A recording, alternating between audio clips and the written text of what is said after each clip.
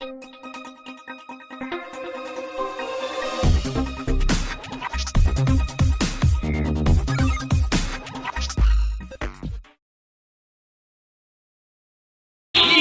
எதுக்குடா வந்த அப்படின்னா ஒரே வரியில முடிக்கிறான். நானும் ஒரே வரியில முடிக்கிறேன். ஆன்சர் என்னன்னா, he is my brother. யாரு பக்கம் நியாயம் இருக்குன்னு நான் கேட்க மாட்டேன். எவன் சத்தம் போட்டான்னு தான் நான் கேட்பேன். கட்டாயம் பாதிக்கப்பட்ட இருதயங்களுக்கு வழிகளை நான் அறிந்திருக்கிறேன். ஆனால் இன்றைக்கு கிறிஸ்தவ சமூகம் தேவனுக்கும் தேவனுடைய வார்த்தைக்கும் முக்கியத்துவத்தை விட்டுட்டு இன்னைக்கு மனுஷனுடைய சொந்த கருத்து, கட்டுக்கதைகள், அவனுடைய மனிதனுடைய கற்பனைகளுக்குள்ள விழுந்துருச்சோ அப்படிங்கிற ஒரு ஐயம் எனக்குள்ள ஏற்பட்டிருக்கு. ஏன்னா கடந்த வீடியோக்குள்ள பார்த்தீங்கன்னா ஜான் ஜெபராஜை பத்தி பேசியிருப்போம். பேசும்போது வசனத்தை வைத்து கண்ணியமான முறையிலே தான் அதிலேயே நம்ம கண்டிச்சிருப்போம். அது பேசப்படக்கூடிய விஷயம். கண்டிப்பாக நம்ம பேசித்தான் ஆகணும். இதை குறித்து கிறிஸ்தவ வட்டாரத்துக்குள்ள இன்னைக்கு தவறான ஒரு பிம்பம், அதாவது வேதாகமத்திலே வெளிப்படுத்தப்பட்ட சத்தியத்துக்கு விரோதமாக பல போதகர்கள் இன்னைக்கு அவங்க தப்பு வெளியே தெரியக்கூடாது, தங்களை குறித்து யாரும் பேசிடக்கூடாது அப்படிங்கிறக்காண்டி பல தவறான போதனைகளை செஞ்சு வச்சிருக்காங்க. அதாவது என்னன்னா, ஊழியக்காரர்கள் தப்பே செஞ்சாலும் யாருமே தட்டி கேட்கக்கூடாது, பேசக்கூடாது, அதை வெளியே சொல்லக்கூடாது, அதெல்லாம் ரொம்ப தவறான விஷயம் அப்படிங்கிற மாதிரி ஒரு பார்வையை திணிச்சு வச்சுட்டாங்க. அந்த போதனையிலேயே வளர்ந்து வந்த சில மக்கள் பார்த்தீங்கன்னா, அதை அப்படியே ஒரு அரமெண்டலா பிடிச்சிக்கிட்டு அதை போட்டு ஆடிக்கிட்டு, அப்படி ஏதாவது ஒரு தவறை செஞ்சவங்களை சுட்டி காட்டினா போதும், தப்பு செஞ்சவங்களை விட்டுடுறாங்க, சுட்டி காட்டுறவங்களை காயப்படுத்துகிற விஷயத்தை இன்னைக்கு நம்ம பார்க்க முடியுது. நல்லா கவனிங்க. வேதாகமத்தின் அடிப்படையில நம்முடைய சிந்தனையை வளர்த்துக்கணும், நம்மளோட வாழ்வியலை வளர்த்துக்கிறணும். நம்முடைய எண்ணங்கள் எல்லாம் எதன் அடிப்படையில் இருக்குன்னா வேதாகமத்தின் அடிப்படையில் இருக்கணும். அதனாலதான் கர்த்தர் இந்த வேதாகமத்தை நம்ம கரங்களில் கொடுத்ததுடைய நோக்கம் என்ன, இந்த வார்த்தையின்படி நாம் சிந்திக்கவும் இந்த வார்த்தையின்படி வாழவுமே கர்த்தர் இந்த வேதாகமத்தை கொடுத்திருக்கிறார். ஒரு ஊழியன் எப்படி ஊழியம் செய்யணும், ஒரு ஊழியனை தேர்ந்தெடுக்கும் போது அவனுடைய குவாலிபிகேஷன் என்ன, ஒரு விசுவாசினுடைய வாழ்க்கை எப்படியெல்லாம் ஆவிக்குரிய லைஃப்ல இருக்கணும், மீட்கப்பட்டவன் எப்படி வாழ்வான், எல்லாவற்றையும் வேதாகமத்திலே நமக்கு பதிவு செய்யுது. அப்ப வேதாகம அடிப்படையிலே தான் ஒரு கிறிஸ்தவன் சிந்திக்க வேண்டும், செயல்படுமே ஒழிய சொந்த கருத்துக்களை மையப்படுத்தி இங்க பேசக்கூடாது. பலர் இதுல என்ன செய்யறாங்கன்னு கேட்டீங்கன்னா, வேதாகமத்துல சில விஷயங்கள் இருக்குது. என்னன்னா, சிலருடைய பாவங்களை வேதாகமம் பதிவு செய்கிறது. நீங்க ஆதியாகமத்திலிருந்து ஆதாம் செய்த பாவம் வரைக்கும், நீங்க வெளிப்படுத்தின விசேஷத்துல 7 சபைகளுக்குள்ள இருந்த பாவம் வரைக்கும் ஆண்டவர் சுட்டி காட்டிட்டே வருவார். பல காரியங்களை வேதாகமம் வெளிப்படையாகவே எழுதி வைத்திருக்கிறது. அது யாரையும் மறைச்சு வைக்கல. தாவீது செய்த குற்றத்தையோ, சாலமோன் செய்த குற்றத்தையோ, அல்லது மற்றவர்கள் செய்த எந்த குற்றத்தையுமே வேதாகமம் மறைச்சு வைக்கல. அதனாலதான் இதை பரிசுத்தமான வேதாகமம். எதையுமே மறைச்சு வைக்காம அதை உள்ளதென்று அப்படியே நமக்கு காண்பிக்குது. அதன் மூலியமாக நமக்கு எச்சரிப்பை கொடுக்கிறது. அவர்களுடைய விடுதல் எதற்காக அப்படின்னா, நாம் விழுந்து போகக்கூடாது, நாம் எச்சரிக்கையாக இருக்க வேண்டும் என்பதற்காக அவங்களுடைய விழுகையும் கூட வேதாகமம் பதிவு செய்கிறது. அப்ப இன்னைக்கு நம்மவர்கள் விழுந்து போனா அதை நம்ம எப்படி ஹேண்டில் பண்ணணும் அப்படிங்கிறதையும் வேதாகமம் போதிக்குது. இன்னைக்கு நம்ம சபைக்குள்ள ஒரு போதகரோ அல்லது சபைக்கு கூடி வருகிற ஒரு சகோதர சகோதரிகளோ இப்படிப்பட்ட தவறுகள்ல விழுகும்போது நாம் அதை எப்படி கையாள வேண்டும், செயலாற்ற வேண்டும் என்பதை வேதம் பதிவு செய்கிறது. அப்ப நல்லா கவனிங்க. இந்த பதிவு முக்கியமா எதுக்குன்னா, இப்படிப்பட்ட காரியங்கள் உங்கள் சபையில இருந்தால், ஒருவேளை உங்கள் போதகரோ அல்லது உங்கள் சகோதரரோ சபைக்கு வருகிற நபர்களோ இருந்தா, நீங்க அதை எப்படி கையாள வேண்டும் என்று பரிசுத்த ஆவியானவர் போதித்திருக்கிறார். அதுக்கு மாறா வித்தியாசமா போதிக்க கூடாது. இப்ப ஜஸ்டின் கூட ரொம்ப ஓவரா பில்டப் விட்டாப்ல, என் தம்பி நிப்பேன் அப்படின்னு. ஆனா கொஞ்சம் கூட கிறிஸ்துவின் ஆவி இல்லாத நபர்கள் இவர்கள் என்பதை இவர் எல்லா பேச்சிலையுமே நிரூபிக்கிறார். அதுல ஒரு வார்த்தை சொல்லுவாரு, யாரு தப்பு செஞ்சாங்கிறத நான் பார்க்க மாட்டேன், ஆனா என்ன செய்வாரா, யாரு முதல்ல சத்தம் போட்டான் அப்படிங்கிறதான் பார்ப்பேன், உன்னை யாரு நியாயம் தீர்க்க அதிகாரம் கொடுத்தா அப்படிங்கிற மாதிரி பேசுறாரு. இது எவ்வளவு பெரிய ஒரு ஆபத்தான எண்ணம், ஆபத்தான போதனை என்பதை தெரிஞ்சுக்கணும். முதலாவது, தவறு செய்த நபர் மன்னிப்பு கேட்கல. சமீபத்துல இந்த டேவிட்டுங்கிற ஒரு பாஸ்டர் கூட பாத்தீங்கன்னா, இந்த சார்லஸ்னுடைய ஆவி இப்படி பஞ்சுமயத்துல உட்கார்ந்துருக்குது, அந்த ஆவி என் கூட பேசுது வைக்குதுன்னு சொல்லிட்டு செத்து போன ஒரு பாஸ்டர் வச்சு ஒரு விஷயம் பேசியிருப்பாரு. அது பெரிய இஷ்யூவானுச்சு. எப்படி செத்து போனவங்க வர முடியும், வேதாகமத்தின் அடிப்படையில மரித்து போனவர்கள் இப்படி எல்லாம் வர முடியாதுன்னு இருக்கும்போது இந்த ஆள் இப்படி உருட்டுறாரு, தன்னை தீர்க்கதரிசி என்று சொல்லிக்கொண்டு இப்படி எல்லாம் போறாருன்னு சொன்னப்ப பகிரங்கமா அந்த டேவிட்டுங்கிற நபர் மன்னிப்பு கேட்டார். அவர் ஒரு விதத்துல செய்யற காரியங்கள் எல்லாம் தவறாக இருந்தாலும் இந்த ஒரு விஷயம் அணுகுமுறை ஓகே அப்படிங்கலாம். ஏன்னா பகிரங்கமா மன்னிப்பு கேட்டார். ஆனா இவ்வளவு இஷ்யூவான பிறகும் எந்த ஒரு மன்னிப்போ அதற்கான வருத்தமோ என்ன காரியமோ எதுவுமே யாரும் தெரிவிக்காத ஒரு நிலைமையா இருக்குது. இந்த நபர்களுக்காக, பாவம் செய்த நபர்களுக்காக சிலர் வக்காலத்து வாங்குவதும் நம்ம வீடியோவிலையும் வந்து அந்த நபரை ஏதோ கடவுளுக்கு மேலாக வச்சு பார்த்து அவரு இப்போ தாவீதின் நிலைமையில இருக்கிறார், இப்பொழுது சிம்சோனை போல அவரு முடி சிரைக்கப்பட்ட நிலைமையில இருக்கிறார். என்னங்கய்யா இது ஒண்ணுமே புரியல. நல்லா கவனிங்க. பரிசுத்த வேதாகமம் எப்படி இந்த விஷயத்தை ஹேண்டில் பண்ணுதுங்கிறத தான் நம்ம அணுகணுமே ஒழிய பழைய ஏற்பாட்டு மக்களை வச்சு நம்ம பண்ணக்கூடாது. பழைய ஏற்பாட்டு மக்கள் பல திருமணம் பண்ணாங்க. இன்னைக்கு கடவுள் ஒரு ஊழியக்காரன் பல திருமணம் பண்ணலாம், புதிய ஏற்பாட்டு ஊழியக்காரன் அப்படி பண்ணலாம்னு வேதத்துல இருக்குதா? இல்ல. ஊழியக்காரன் ஒரே மனைவியை உடையவனா இருக்கணும், யோக்கியவனா இருக்கணும், பரிசுத்தவனா இருக்கணும், உண்மையுள்ளவனா இருக்கணும், நற்சாட்சி பெற்றவனா இருக்கணும். இவன் தானே ஊழியக்காரனா இருக்கணுங்குது. நம்ம பழைய ஏற்பாட்டு விஷயத்தை ஆட் பண்ண முடியுமா? அப்ப ஜஸ்டினுக்குள்ள இருக்கிற ஆவி அவன் போதனையை கேட்கிற எல்லாருக்குள்ளே இன்னைக்கு இருக்க ஆரம்பிச்சிருச்சு. இது ஒரு தவறான சிந்தை. நல்லா கவனிங்க. விழிப்புணர்வோடு கூட இந்த கடைசி காலத்திலே நாம் இருக்க வேண்டிய அவசியம் உள்ளவர்களா இருக்கிறோம். வேதாகமம் இதை குறித்து நமக்கு என்ன கற்றுக் கொடுக்குது? இப்படிப்பட்ட தவறு செய்யறவங்களை எப்படி ஒரு திருச்சபை அவங்களை ஹேண்டில் பண்ணணும்? நான் ஜான் ஜெபராஜ் ஒரு வேளை இதை கேட்கிறதா இருந்தா நான் அவருக்கு சொல்லிக்கிறேன்.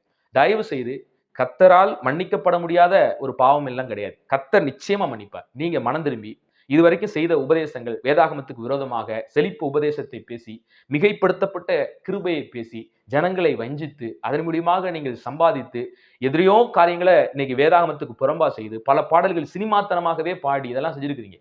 அறிக்கை எடுங்க, மன்னிப்பு கேளுங்க. கர்த்தர் நிச்சயமா மன்னிப்பார். சகோதரர்களாகிய நம்ம எல்லாரும் நம்ம வந்து ஜான் ஜெபராஜை ஏற்றுக்கொள்ளதான் வேணும். அவர் மனம் திரும்பி வரும் பொழுது.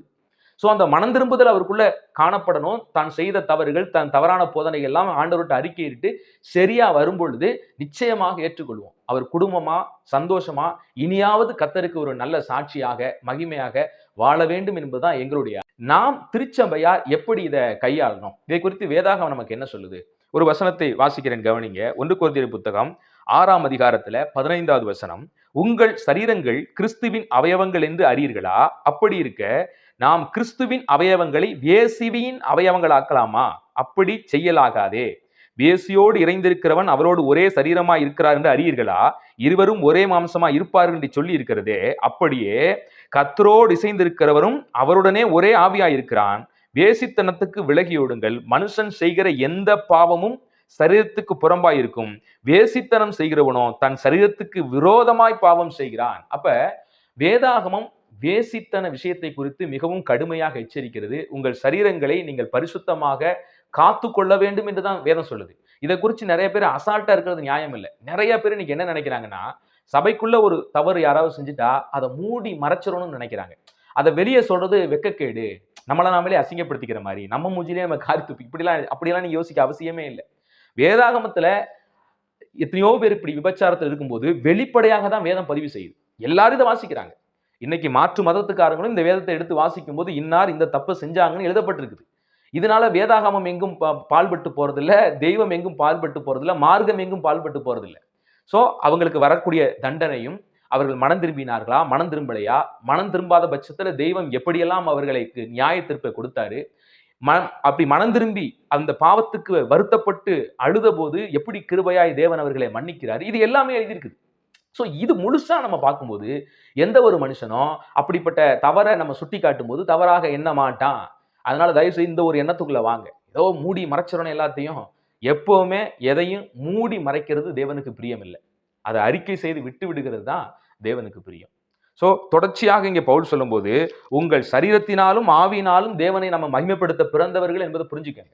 இதே கொரிந்திய திருச்சபையில 5ஆம் அதிகாரத்துல ஒரு சகோதரனை குறித்து பவுலடிகள் வெட்ட வெளிச்சமா எழுதுவாரு, நிருபங்களே எழுதி அனுப்புறாரு. அதை நம்ம இன்னைக்கு உட்கார்ந்து வாசிக்கிறோம். என்ன, தகப்பனுடைய மனைவியே ஒருத்தன் வச்சிருக்கிறான், அஞ்ஞானிகளுக்குள்ளும் காணப்படாத விபச்சாரமா இருக்குதப்பா. அந்த திருச்சபை மக்கள் அந்த தவறு செய்த மனுஷனை குறித்து எதுவுமே கண்டுக்கல. பவுலடிகள் எப்படி எழுதுறாரு பாருங்களேன். 1 கொரிந்தியர் 5ஆம் அதிகாரத்துல, இப்படிப்பட்ட காரியம் செய்தவனை நீங்கள் உங்களை விட்டு நீக்காமலும் துக்கப்படாமலும் இருமாப்படைந்திருக்கிறீர்கள். இன்னைக்கு எப்படி சிலர் வந்து இருமாப்போடு கூட பேசுறாங்களோ அதே மாதிரிதான் அன்றைக்கு கொரிந்திய திருச்சபை இருந்துச்சு. என்ன இருமாப்படைந்திருக்கிறான், என்ன சொல்ல வர்றாரு? அப்பேற்பட்ட பாவியை கூட நாங்க அனுசரிச்சு வைக்கிறோம் அப்படின்னு அவங்களுக்கு ஒரு பெருமை. இருமாப்பா இருக்கிறாங்க, நாங்க என்னமோ ரொம்ப மெச்சூரிட்டியா இருக்கிறோம் அப்படிங்கிற மாதிரி. ஆனா பவுலடிகள் என்ன சொல்றாரு பாருங்க, ஆவியானவர் எங்க எப்படி எழுதுறாரு பாருங்க, நீங்க அவங்கள அப்படிப்பட்டவனை உங்களை விட்டு விலக்காமலும் துக்கப்படாமலும் நீங்க எப்படி இருமாப்படைந்திருக்கிறீங்கன்னு கேள்வி கேட்கிறாரு. தொடர்ந்து பவுலடிகள் சொல்லும்போது, நான் சரீரத்தில் உங்களோடு தூரமாய் இருந்தும் ஆவியிலே உங்களோடு இருக்கிறவனாய் இப்படி செய்தவனை குறித்து நான் கூட இருக்கிறது போல நீங்களும் என்னுடைய ஆவியும் நமது கர்த்தராகிய இயேசு கிறிஸ்துவின் அதிகாரத்தோடு கூடி வந்திருக்கையில் அப்படிப்பட்டவனுடைய ஆவி கர்த்தராகிய இயேசு கிறிஸ்துவின் நாளிலே ரட்சிக்கப்படும்படி மாம்சத்தின் அழிவுக்காக நம்முடைய கர்த்தராகிய இயேசு கிறிஸ்துவின் நாமத்தினால் அவனை சாத்தானுக்கு ஒப்பு கொடுக்கிறேங்கிறார். யாருக்கு ஒப்பு கொடுக்கிறேன்? அந்த விபச்சாரம் செஞ்ச மனுஷனை சபைக்குள்ள யார் ஒருவன் இப்படிப்பட்ட விபச்சார பாவத்துல இருக்கிறானோ அவனை சபையாக சேர்ந்து அவனை ஒதுக்கணும், அவனை தள்ளணும். அப்படி சகோதரன் நம்ம இப்படி இடறிட்டானேன்னு துக்கப்படணும். பின்பாகவும் மனம் திரும்பி வரும்போது பவுலடிகள் அவனை ஏற்றுக்கொள்ள சொல்றாரு. அது 2வது நடக்கிற விஷயம். ஆனா இங்க ஒரு தவறு நடக்கும்போது கட்டாயம் அதற்கு தகுந்த நடவடிக்கை சபை தீர்ப்பு செய்தே ஆகணும். பவுலடிகள் தொடர்ந்து பாருங்க, நான் தீர்ப்பு செய்கிறேன்னே சொல்லுவாரு. 5ஆம் வசனம், அப்படிப்பட்டவனுடைய ஆவி கர்த்தராகிய இயேசு கிறிஸ்துவின் நாளிலே ரட்சிக்கப்படும்படி மாம்சத்தின் அழிவுக்காக நம்முடைய கர்த்தராகிய இயேசு கிறிஸ்துவின் நாமத்தினால் அவனை சாத்தானுக்கு ஒப்பு கொடுக்க வேண்டும் என்று தீர்ப்பு செய்கிறேன். ஏன்னா கொஞ்சம் புளித்தமா எல்லாமாவையும் கெடுத்துரும். நீங்க சபைக்குள்ள இப்படி விபச்சாரம் பண்ணவனையும் ஆதரிச்சு அவனுக்கு நீங்க ஒத்தாசை பண்ணி அவன் மன்னிப்பே கேட்காம அவன் பக்கத்துல நீங்க இருந்து அவனுக்கு நாங்க இருக்கிறோம் அப்படிங்கிற பூஸ்ட் பண்ணி எல்லாம் காமிச்சீங்கன்னா அந்த கொஞ்சம் புளித்தமா சபை முழுக்கோதும் அந்த அந்த புளித்தமாக கெட்டு போயிடும். நான் பார்த்த ஒரு விஷயங்க, சிலர் பாருங்களேன், போதகராக இருந்து சின்ன சின்ன தவறுகள் அங்க செய்யும்போது மொத்த விசுவாச குடும்பமே அப்படிப்பட்ட தப்புல தொடர்ந்து இடறி விழுவதை நான் என் கண்ணால பார்த்திருக்கிறேன். தயவு செய்து உங்கள் திருச்சபையில இப்படி விபச்சார ஆவியில யாராவது பாதிக்கப்பட்டிருந்தாங்கன்னா அவங்கள கண்டனம் பண்ணுங்க, கடிந்து கொள்ளுங்க, உங்களை விட்டு புறம்பாக்குங்க. கொஞ்சம் புளித்தமா எல்லாமாவையும் கெடுத்துரும். தயவு செஞ்சு இந்த விஷயத்தை குறித்து எச்சரிக்கையா இருங்க. தொடர்ந்து பவுல் சொல்லிட்டு வரும்போது, விபச்சாரரோட கலகாதிருக்க கூடாது என்று நிருபத்தில் உங்களுக்கு எழுதினேன். ஆனாலும் இவ்வுலகத்தில் உள்ள விபச்சாரக்காரர், பொருளாசைக்காரர், கொள்ளைக்காரர், விக்கிரகானாதக்காரர் இவரோடு எவ்வளவும் கலக்க கூடாது என்று நான் எழுதவில்லை. அப்படியானால் நீங்கள் உலகத்தை விட்டு நீங்க வேண்டியதா இருக்குமே. உலகத்துல எத்தனையோ விபச்சாரக்காரர் இருப்பான், விக்கிரக ஆராதனைக்காரர் இருப்பான், பொருளாசைக்காரர் இருப்பான். அவனையெல்லாம் நீங்க ஒதுங்கிட்டு இருக்கணும்னு நான் சொல்ல வரல. மேல சொல்ற 11ஆம் வசனம், நான் உங்களுக்கு எழுதினது என்னவெனில், சகோதரன் எண்ணப்பட்ட ஒருவன் விபச்சாரனாவது, பொருளாசைக்காரனாவது, விக்கிரகாரனாவது, உதாசீனாவது, வெறியனாவது, கொள்ளைக்காரனாவது இருந்தால் அவனோடு கலந்திருக்க கூடாது என்று அப்படிப்பட்டவனை கூட புசிக்கவும் கூடாது. புறம்பே இருக்கிறவர்களை குறித்து தீர்ப்பு செய்கிறது என் காரியமா? உள்ளே இருக்கிறவர்களை குறித்து நீங்கள் தீர்ப்பு செய்கிறீர்கள். புறம்பே இருக்கிறவர்களை குறித்து தேவனை தீர்ப்பு செய்வார். ஆகையால் அந்த பொல்லாங்கனை உங்களை விட்டு தள்ளி போடுங்கள். அப்ப ஒரு திருச்சபையானது கண்டிப்பாக திருச்சபைக்குள்ள தவறு செய்யறவங்களுக்கு தீர்ப்பு செய்யக்கூடிய அதிகாரத்தை தெய்வம் நமக்கு தந்திருக்கிறார். நீங்க தொடர்ச்சியாக இந்த 1 கொரிந்தியர் 6ஆம் அதிகாரத்துல எல்லாம் எடுத்து வாசிச்சு பாருங்க. நாம திருச்சபைக்குள்ள இருக்கிற பிரச்சனையை களையணும். நாம் தேவ தூதர்களையே நியாயம் தீர்க்கும்படியான அதிகாரத்தை நம்ம வச்சிருக்கிறார். உலகத்தை நியாயம் தீர்க்கிற அதிகாரத்தை தம்முடைய பிள்ளைகளுக்கு, பரிசுத்தவான்களுக்கு தான் ஆண்டவர் கொடுத்திருக்கிறார். இயேசு கிறிஸ்து தான் நியாயம் தீர்க்க போறார், இயேசு கிறிஸ்து தான் நியாயம் தீர்க்க நம்ம சொல்லிக்கிட்டு இருக்கிறோம். ஆனா இயேசு கிறிஸ்துவே நம்மை கொண்டுதான், கர்த்தருடைய பிள்ளைகளை வைத்துதான், அவரால் பரிசுத்தமாக்கப்பட்ட பிள்ளைகளை வச்சுதான் நியாயம் தீர்க்க போறாராம். அப்ப சபையில இப்படிப்பட்ட தவறு செஞ்சவங்களை சபையே ஆக்ஷன் எடுக்கணும். அவங்களோட புசிக்க கூடாது, அவனை தள்ளி வைக்கணும், கொஞ்சம் புளித்தமா எல்லாத்தையும் கெட்டு போக பண்ணிடும், சேரக்கூடாது அப்படின்னு தேவனே தீர்ப்பு செய்கிறார்.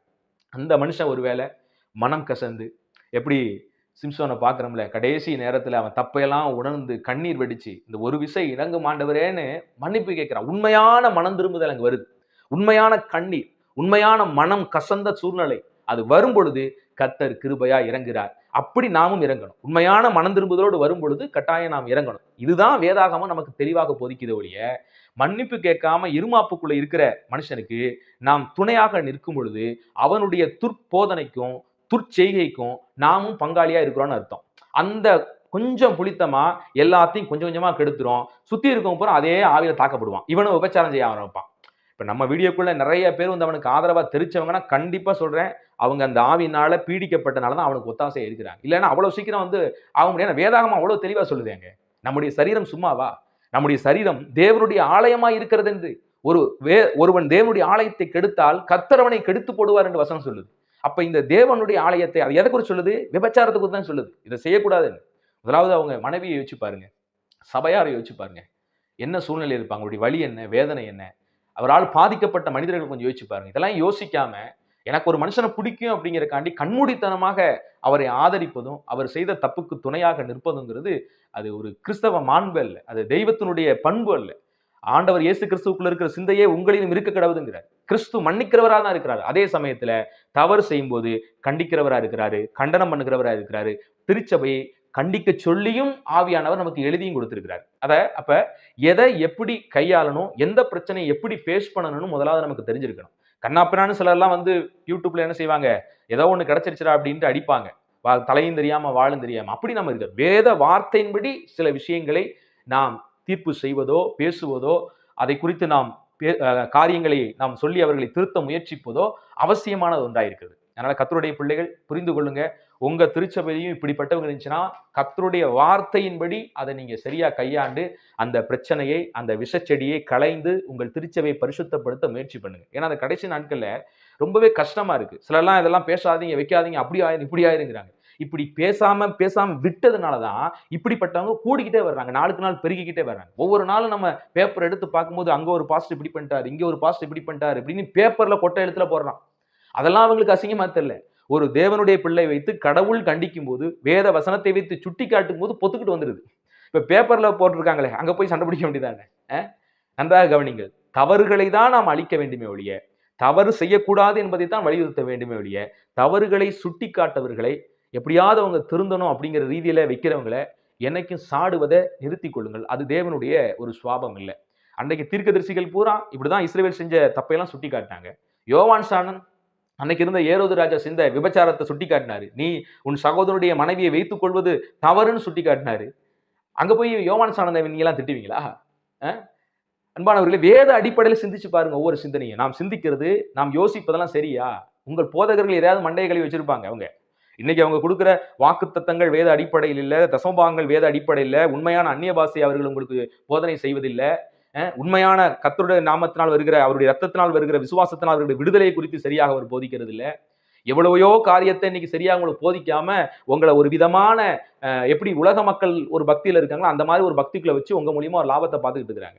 அதனால அவங்களுக்கு நீங்க சப்போர்ட் பண்ணதை விட்டுட்டு கர்த்தருடைய வார்த்தையின் படி இருங்க.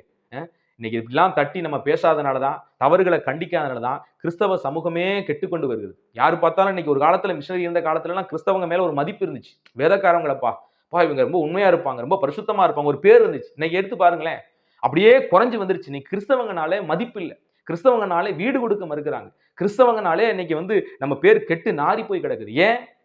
நாம வந்து நம்ம வீட்டையோ நம்ம சபையையோ நம்முடைய காரியங்களையும் சுத்தம் செய்யறது இல்லை. அது கடவுள் பார்த்துக்குவாருப்பா. கடவுள் யாரை வச்சு பார்ப்பாரு? வேதாகமத்துல யாரை வச்சு பார்த்து